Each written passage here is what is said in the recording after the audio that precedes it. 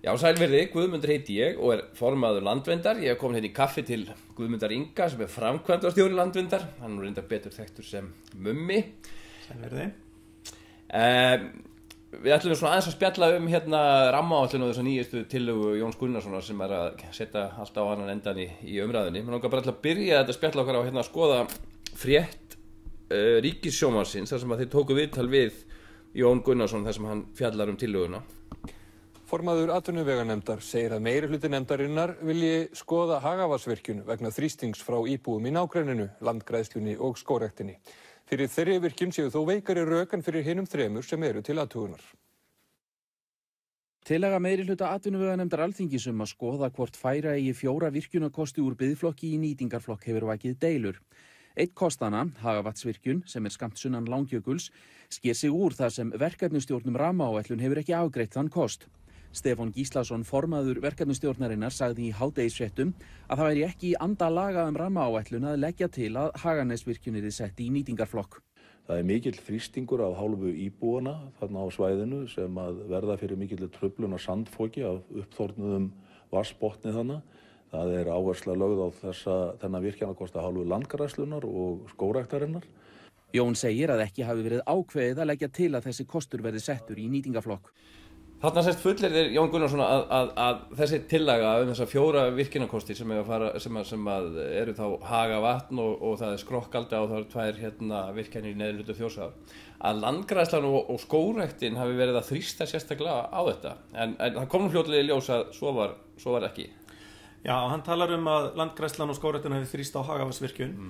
Þetta leiðréttir hins vegar landgræðslustjóri strax daginn eftir í öðru viðtali. Við skulum hlusta það hérna áður við heldur lengra. Nú segir Jón Gunnarsson að þið hafið þrýst á það. Er það þá rangt hjá honum? Ég ætla ekki að fara að mótmæla því að deila það. Við höfum veitt umsagnir með þessum formerkjum sem ég segi og þar við stendur. En landgræðslan ekki að hvetja eða letja virkjanir sérstaklega. Það ekki okkar hlutverk. Þetta var Sveinn Runólfsson, Kristín Sigurðardóttir talaði við hann. Já, þannig kemur sem til ljósa að Jón Gunnarsson hafði ekki alveg rétt fyrir sér. Nei, og maður velti fyrir sér hvaða leik verið að spila þarna. Þetta byrjar í rauninni allt saman fyrir áramót þegar að Jón Gunnarsson kemur með munnlega tillögu það inn í atvinnuveganefnd að færa alltaf 8 virkjunarhugmyndir inn í nýtingarflokk. Nú búið að fækka þeim niður í 4 til viðbótar. Þannig að maður spyr sig verið að reyna að færa víglínuna þannig að allir verið sáttir með að það verið kannski bara 2 eftir eða eitthvað svoleiðis. Það hljómar svolítið þannig. Það kom mér þessi ljós eins og þú hefur sagt að skógræktarstjóri var ekki heldur eða skógræktin var heldur ekki að styðja þetta eða kalla á þessa Hagavatnsvirkjun. Þannig að það virðist vera of fátt sem kallar á það virkjun að þetta lítil virkjun, hún hefur lítið að segja svona í heildar orkubúskap þjóðarinnar. Algjörlega, þetta 20 megavatta virkjun og Kárahnjúkavirkjun til samanburðar 690. Já, þannig að þetta mjög lítil virkjun og það sem meira að þessar fullyrðingar að þetta sé umhverfisvænt að ráðast í hana vegna þess að það muni stöðva uppfok, að þær standast ekki nánari skoðun.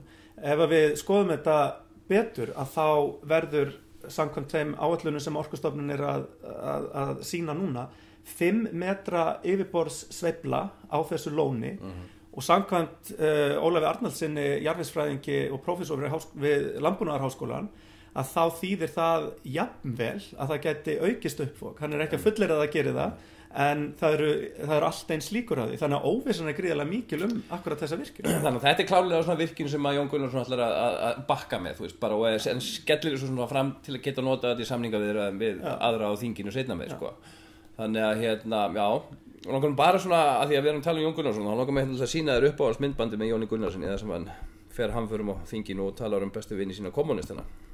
Er það ekki bara þannig í þessu samfélagi orðið að þegar að lýðræðið og kommunismin mætast, þá skal lýðræðið víkja?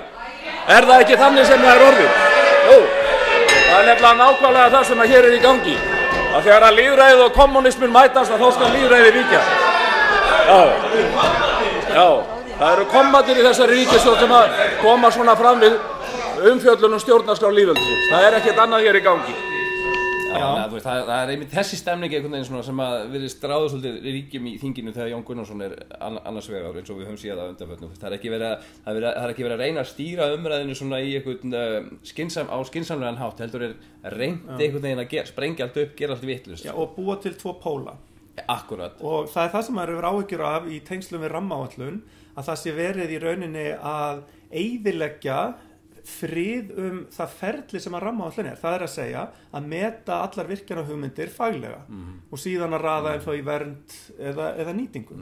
En þeir og Jón og fleiri bendi alltaf á að sko, fyrri ríkisstjórn hafi gert þetta fyrst, sko, þeir hafi brugðið út af tillögum rammaáætlunar og eitthvað svona, og að því að þeir hafi gert það þá megi núverandi ríkisstjórn líka gera það, sko, en þetta samt allt öðruvísi, sko, þeir eru ekki að bjóða upp á, eða núverandi ríkisstjórn eða meirihluti á þingi ekki að bjóða fólki upp á að senda inn umsagnir eins góðum fyrirvara, og þetta ekki eins snemma í ferlinu, þetta algjörlega að loka metrunum sem allt inn komin fram með eitthvað óvænta hugmynd, sko. Þannig að þetta ólíkt því sem að fyrir ríkisstjórn gerði, sem var að í rauninni breyta tillögunni á fyrir stað í ferlinu, þannig að almenningu gat komið betur að þessu. Algjörlega, og þetta í rauninni, má segja, alls ekki anda til dæmis Árósasamningsins sem á að tryggja aðkomu almennings snemma í ferli ákvarðanatöku. Og ég myndi segja líka að það alveg öruggt að það sem var gert síðast í tíð fyrir ríkisstjórnar að þar var verið að fara eftir þeim reglum sem að skrifaðar eru inn í lögum rammaáætlun.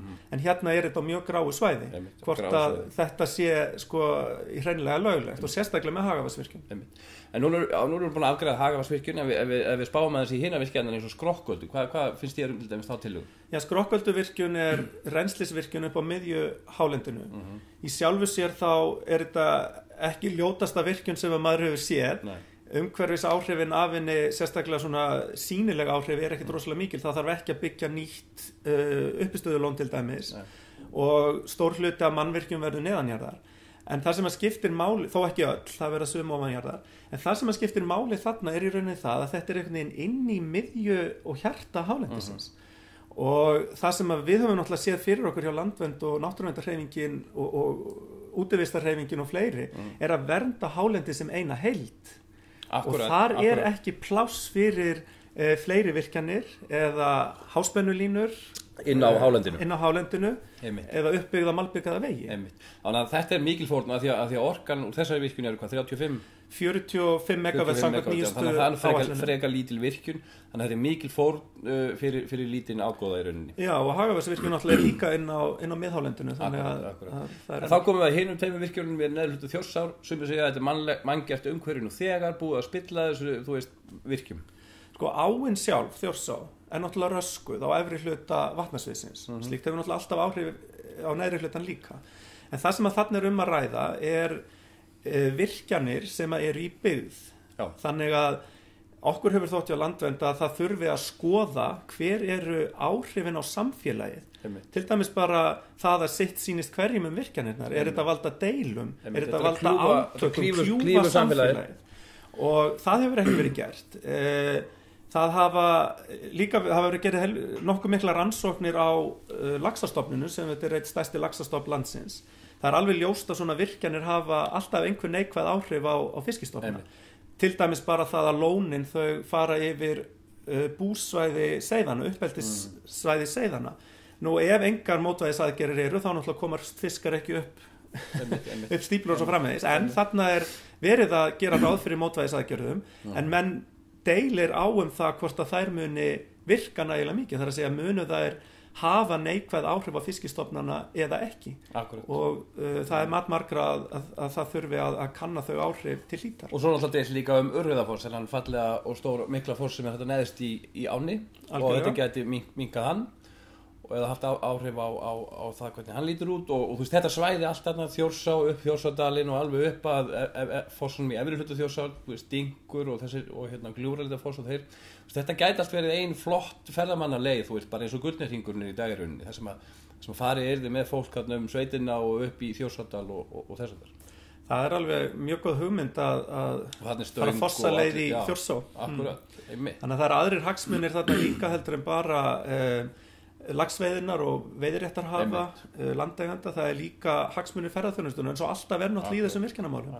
Það fer ekki mjög saman að virkja mjög mikið og síðan að reka ferðarþjónustu sem að byggir á náttúrunni eins og ferðarþjónustan okkar gerir. Heyrðu, ég held að við séum bara, ég miklu nær eftir þetta og þakka þér bara kærlega fyrir kaffið og spjallið. Já, takk sömuleiðis. Takk fyrir komuna.